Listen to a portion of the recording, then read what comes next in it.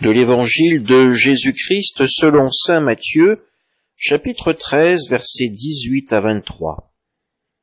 En ce temps-là, Jésus disait à ses disciples, « Écoutez ce que veut dire la parabole du semeur. Quand quelqu'un entend la parole du royaume sans la comprendre, le mauvais survient et s'empare de ce qui est semé dans son cœur.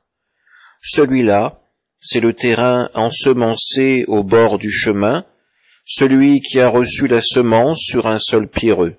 C'est celui qui entend la parole et la reçoit aussitôt avec joie, mais il n'a pas de racine en lui. Il est l'homme d'un moment. Quand vient la détresse ou la persécution à cause de la parole, il trébuche aussitôt.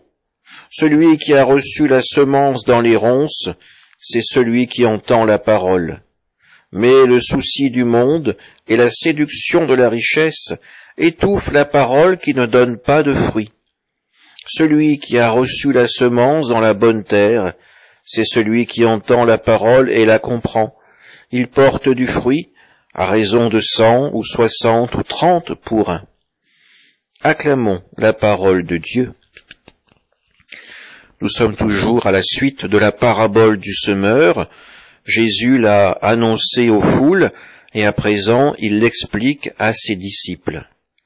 Nous le comprenons facilement, cette terre, il s'agit de nous et c'est notre tâche, notre devoir de baptiser, de faire en sorte qu'elle soit la plus fertile possible quand Jésus viendra y déposer la parole de Dieu. Pourtant, la différence d'un jardin ordinaire, celui de notre âme, est là aussi pour aider la graine à produire du fruit, à connaître sa croissance. Nous sommes à la fois la terre et le jardinier.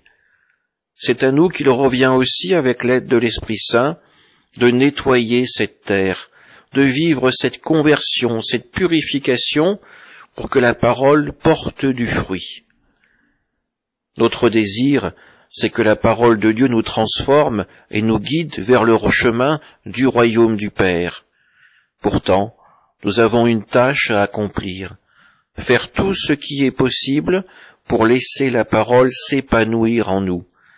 Cela veut dire également avoir le courage de lutter contre nos propres ténèbres, ces ronces qui viennent étouffer notre cœur, notre âme, qui viennent parfois même étouffer notre désir de rencontrer le Seigneur. Amen.